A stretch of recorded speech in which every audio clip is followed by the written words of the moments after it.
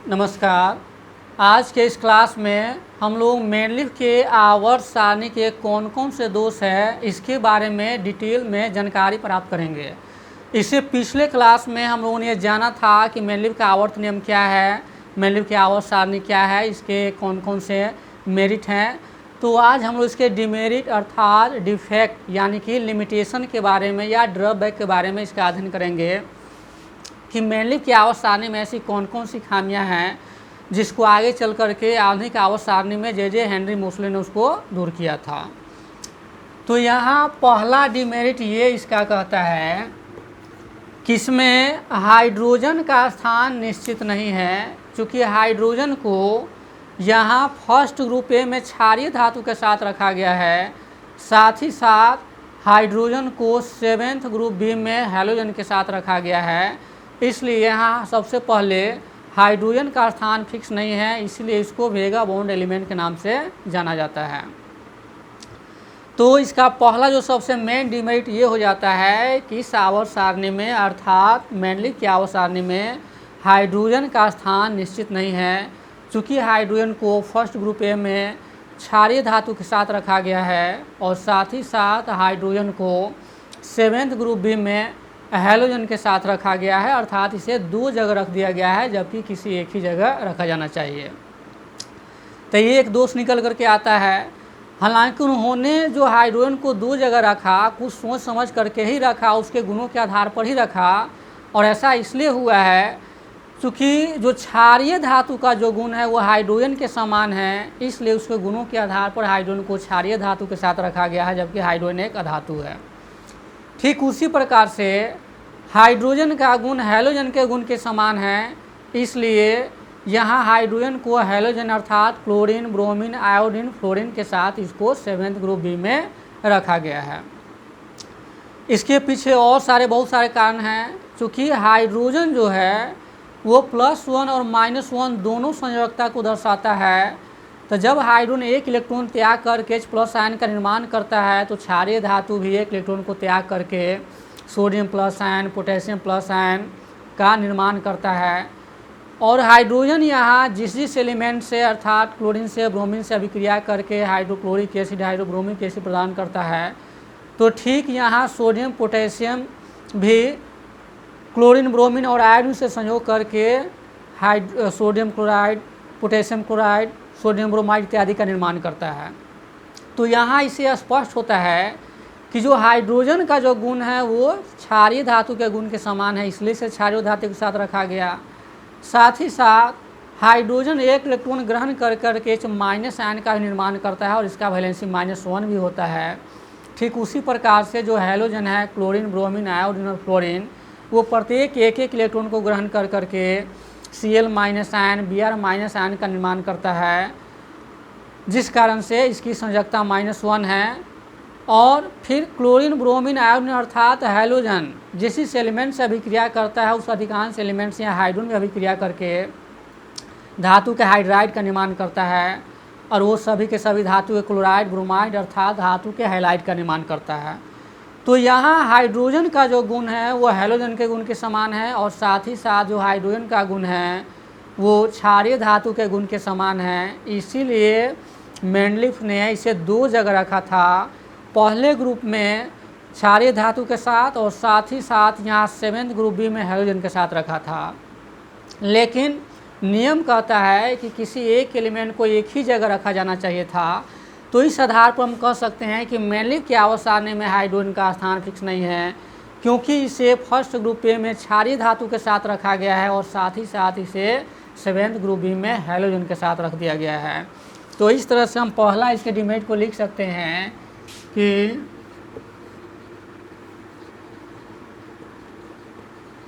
The position of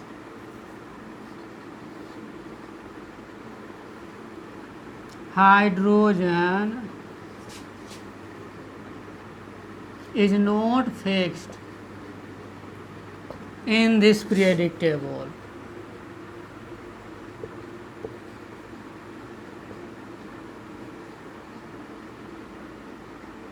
because hydrogen has been placed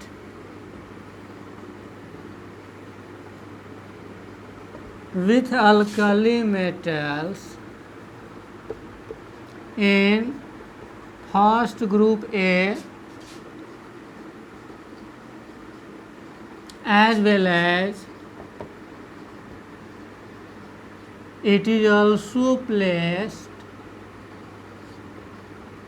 in seventh group B with hydrogen. ये इस आवर्त सारणी का इसमें पहला डिमेरिट है जो ये कहता है कि the position of hydrogen is not fixed in this periodic table because hydrogen has been placed with alkali metals in first group A as well as it is also placed in seventh group B with hydrogen. अर्थात हाइड्रोजन को क्षारीय धातु के साथ first group में रखा गया है और साथ ही साथ हाइड्रोजन को सेवेंथ ग्रुप बी में हैलोजन के साथ रखा गया है। तो ये एक दोष निकल कर के सामने आता है क्योंकि इसे एक ही जगह रखा जाना चाहिए था और इसका स्थान एक फिक्स होना चाहिए। लेकिन जस्ट अभी हमने बताया कि यहाँ दो जगह रखने का कारण है। उन्होंने कारण ही बताया कि इसका जो गुण है वो क्षारीय धातु के गुण के समान होता है और साथ ही साथ हैलोजन के गुण के समान होता है, इसलिए इसे दो जगह रखा गया है।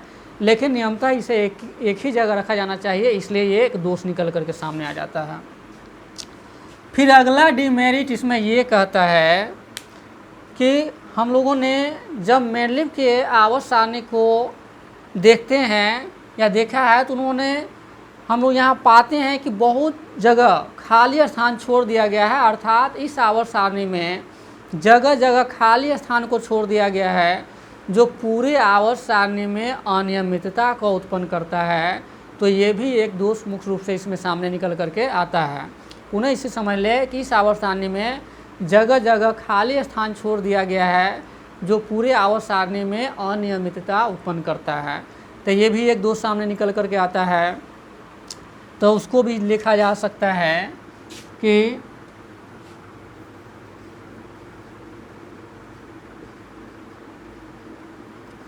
some vacant spaces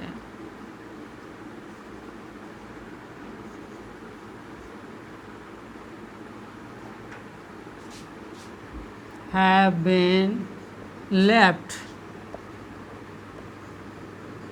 in the periodic table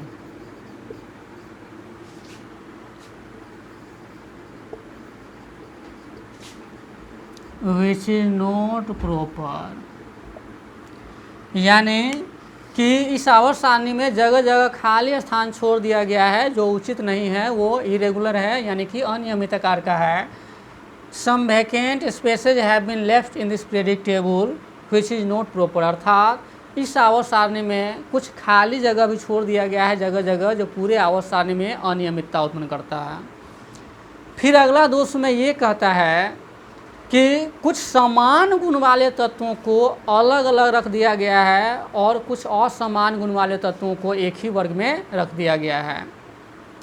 जैसे उदाहरण के तौर पर लेते हैं कि यहाँ क्षारीय धातु जो लिथियम सोडियम पोटेशियम है उसके साथ क्वाइनेज मेटल को रख दिया गया है जिसमें कॉपर है, आपको गोल्ड है और सोना है यानी कि चांदी है।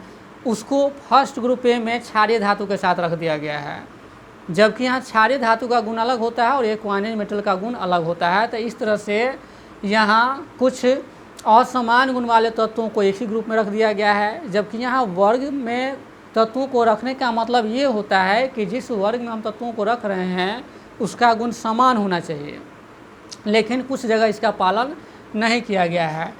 तो इस तरह से फिर यहाँ अगला इसका डिमेरिट ये हो जाता है कि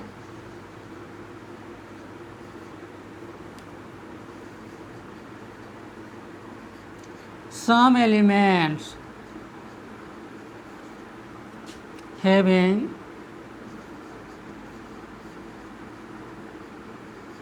different properties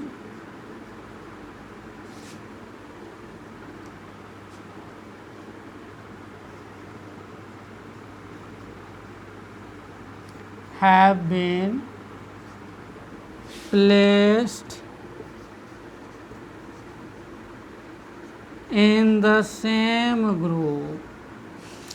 इसका मतलब हुआ कि कुछ तत्व जो अलग अलग गुणों को रखता है उसको एक ही वर्ग में रख दिया गया है। जैसे यहाँ लिथियम, सोडियम और पोटेशियम को गोल्ड, सिल्वर और कॉपर के साथ फर्स्ट ग्रुप में रख दिया गया है।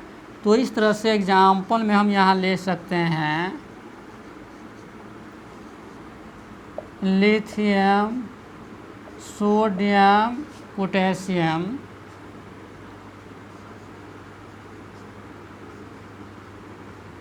have been placed with copper, Ag and Au in first group।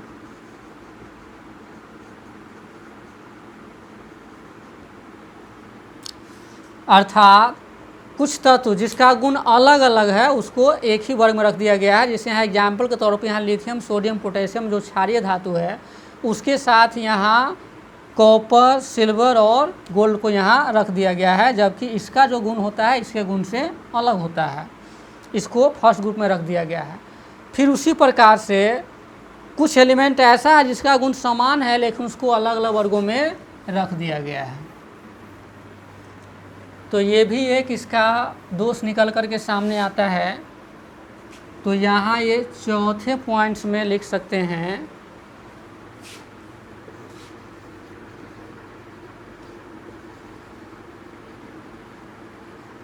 some elements having same property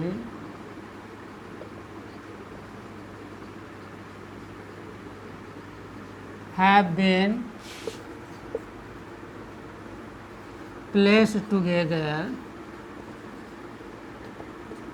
अर्थात कुछ एलिमेंट ऐसे हैं जिसका गुण समान है लेकिन उसको अलग अलग वर्गों में रख दिया गया है। Have been placed in a separate group, have been placed इन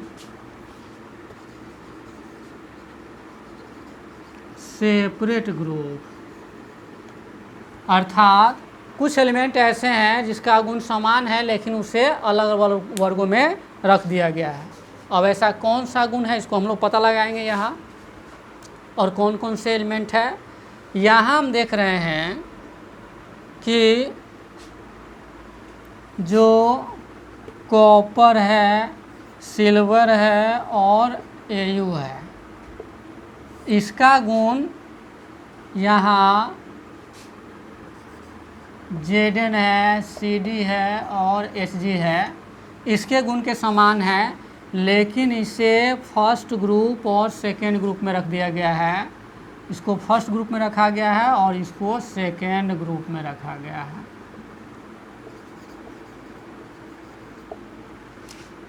तो यहाँ इस दो पॉइंट को हम लोग अच्छी तरह समझ ले कि यहाँ कहता है कि कुछ तत्व ऐसे हैं जिसका गुण अलग अलग है फिर भी उसे अलग अलग ग्रुप में नहीं रख करके एक ही वर्ग में रख दिया गया है। जैसे कि यहाँ हम देख रहे हैं कि लिथियम, सोडियम और पोटेशियम को यहाँ कॉपर, सिल्वर और Au अर्थात तांबा, चांदी और सोने के साथ यहाँ रख दिया गया फर्स्ट ग्रुप में। फिर कहता है कि some elements having same property have been placed in separate group, यानी कि कुछ एलिमेंट ऐसे हैं जिसका गुण सेम है लेकिन उसके अलग अलग ग्रुप में रख दिया गया है। जैसे यहाँ कॉपर, सिल्वर और यहाँ गोल्ड और को यहाँ जिंक, कैडमियम और Hg के साथ फर्स्ट ग्रुप और सेकेंड ग्रुप में रख दिया गया है। तो ये इसका चौथा डिमेरिट हुआ। फिर अगला डिमेरिट इसका ये कहता है कि यहाँ आठवें वर्ग में तीन तीन तत्वों को एक साथ रख दिया गया है जो उचित नहीं है, क्योंकि प्रत्येक ग्रुप को आपने दो भागों में बांटा, लेकिन आठवें में आप तीन तीन ग्रुप को यानी कि ट्रायड में एलिमेंट को सजा दिया, तो ये उचित नहीं है। क्योंकि मेनलिफ की आवर्त सारणी एक्सप्लेन करने के समय मैंने बताया था कि 0 और 8 ग्रुप को छोड़कर अर्थात कुल वर्गों की संख्या 9 है, जिसमें 1 से लेकर के 8 तक गया और एक 0 ग्रुप है। तो इसमें 0 और 8 ग्रुप को छोड़ करके से सभी वर्गों को दो भागों में बांट दिया गया है, जिसे सबग्रुप ए और सबग्रुप बी कहते हैं। तो यहाँ सभी ग्रुप को आप बांट रहे हैं 2 वर्गों में, जिसको उपवर्ग ए और उपवर्ग बी कहा जाता है, तो फिर 8वें को क्यों छोड़ दिए? 8वें इसको छोड़ा ही नहीं गया, बल्कि इसमें 3 तत्वों को एक साथ रख दिया गया है। तो ये एक अलग दोष निकल कर के आता है कि 8वें वर्ग में 3 तत्वों को एक साथ रख दिया गया है, अर्थात उसे ट्रायड में सजा करके रख दिया गया है। तो ये एक अलग डिमेरिट इसमें निकल करके सामने आता है।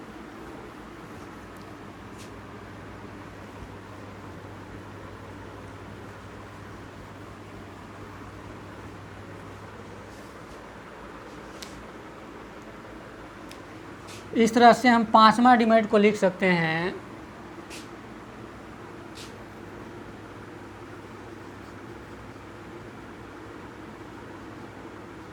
Elements in triads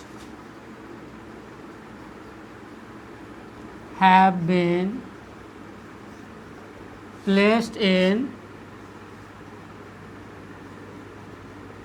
group 8। यानी ग्रुप 8 में एलिमेंट्स को ट्रायड के रूप में सजा दिया गया है। ट्रायड 3 एलिमेंट के समूह को कहा जाता है, अर्थात ये 8वें जो वर्ग है उसमें 3 तत्वों को एक साथ रख दिया गया है। तो ये भी एक दोष निकल करके सामने आता है। ये क्यों दोष हो जाता है?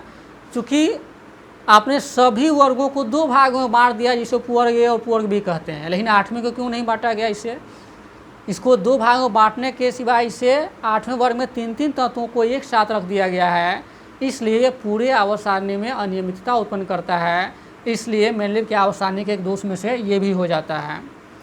फिर इसका अगला डिमेरिट ये कहता है कि लेंथेनाइट्स और एक्टिनाइट्स को आवर्त सारणी के नीचे 2 कतारों में रख दिया गया है। ये भी एक डिमेरिट है, क्योंकि जब आपने एलिमेंट को पीरियोडिक टेबल में सजाया तो कुछ एलिमेंट को आप एक टेबल के अंदर रखते हैं और कुछ एलिमेंट को आप नीचे रख देते हैं, तो ये भी फिर ठीक नहीं है। लेकिन नीचे रखने का एक कारण भी है, जो उन्होंने बताया कि ये सभी के सभी ब्लॉक एलिमेंट है और पीरियोडिक टेबल को ब्लॉक के आधार पर ही बांटा गया है। लेकिन जो मेंडलीव ने बताया कि ये जो लेंथेनाइट्स है जो लेंथेनम से शुरू होता है, और जो एक्टिनाइट्स है वो एक्टिनियम से शुरू होता है, और लेंथेनाइट्स को हम लेंथेनोइड्स भी कर सकते हैं और एक्टिनाइट्स को एक्टिनोइड्स भी कर सकते हैं। तो इसे 2 कतारों में आवर्त सारणी के नीचे रख दिया गया है और इसे एक ही टेबल में रखा जाना चाहिए। तो ये भी एक दोष उभर करके सामने आता है। तो इस तरह से इसका अगला दोष हम यहाँ लिख सकते हैं कि lanthanides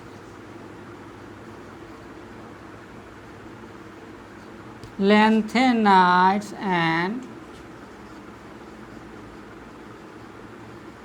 actinides have been placed at the bottom of the periodic table। अर्थात लेंथेनाइट्स और एक्टिनाइट्स को आवर्त सारणी के नीचे 2 कतारों में रख दिया गया है। ये भी एक उसमें मेन डिमेरिट है। फिर अगला दोष में ये कहता है कि अगर हम तत्वों को उसके बढ़ते हुए परमाणु भार के क्रम में सजाते हैं तो जो अलग अलग जो यहाँ समस्थानिक है, तो प्रत्येक समस्थानिकों के लिए अलग अलग स्थान की आवश्यकता होगी, जो उचित नहीं है, क्योंकि किसी एलिमेंट को यहाँ एक ही जगह रखा जा सकता है। जैसे हम मान लेते हैं कि ऑक्सीजन के 3 समस्थानिक है, तो इसे 3 जगह रखना होगा, लेकिन ऑक्सीजन को एक ही जगह रखा जा सकता है। तो यहाँ ऑक्सीजन का ये 3 समस्थानिक है, तो ये ऑक्सीजन का एटॉमिक नंबर 8 हो जाएगा। तो ये 16 हो गया, ये 17 हो गया और ये 18 हो गया। यहाँ एटॉमिक नंबर नीचे लिखा हुआ है, जबकि एटॉमिक वेट यहाँ ऊपर है। तो यहाँ ऑक्सीजन के जो 3 समस्थानिक है, तो वो 3 जगह इसकी आवश्यकता होगी। यानी जो मेंडलीव के आवर्त नियम कहता है कि अगर तत्वों को उसके बढ़ते हुए परमाणु भार के क्रम में सजाया जाए तो एक खास अंतराल के बाद समान गुण वाले तत्वों की पुनरावृत्ति होती है, अर्थात तत्वों के भौतिक और रासायनिक गुण उसके परमाणु भार के अवतफलन होते हैं। तो जब हम समस्थानिकों की बात करें, चूँकि समस्थानिक वो एलिमेंट होता है जो एलिमेंट तो एक ही होता है जिसका सेम एटॉमिक नंबर होता है, लेकिन उसका मास नंबर अलग अलग होता है, एटॉमिक वेट उसका अलग अलग होता है। तो जब इसका एटॉमिक वेट अलग अलग है तो मान लेते हैं कि ऑक्सीजन के यहाँ 3 समस्थानिक है, तो इसे 3 जगह रखना होगा, लेकिन ये संभव नहीं है क्योंकि एक एलिमेंट को एक ही जगह रखा जा सकता है। इस तरह से केवल ऑक्सीजन का ही नहीं, कार्बन भी एक आइसोटोप है, इसे भी 2 जगह रखने की आवश्यकता पड़ेगी जो उचित नहीं है, और कार्बन को एक ही जगह रखा गया है। तो फिर इसका अगला डिमेरिट एक ये हो जाता है कि अगर हम तत्वों को उसके बढ़ते हुए परमाणु भार के क्रम में सजाते हैं तो प्रत्येक समस्थानिकों के लिए अलग अलग स्थानों की आवश्यकता होगी जो उचित नहीं है, अर्थात इसे एक ही जगह दिया जाना चाहिए। तो ये एक डिमेरिट हो जाता है। फिर इसका अगला डिमेरिट हो गया है, ये तो हो गया आपको 7वां। फिर इसका जो नेक्स्ट डिमेरिट है वो ये कहता है, जो सबसे मेन इसका डिमेरिट है, कुछ तत्वों को उसके बढ़ते हुए परमाणु भार के क्रम में नहीं सजाया गया है।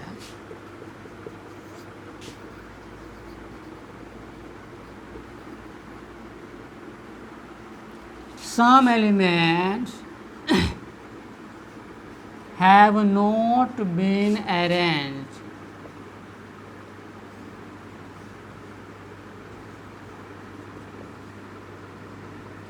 in the order of their increasing atomic masses।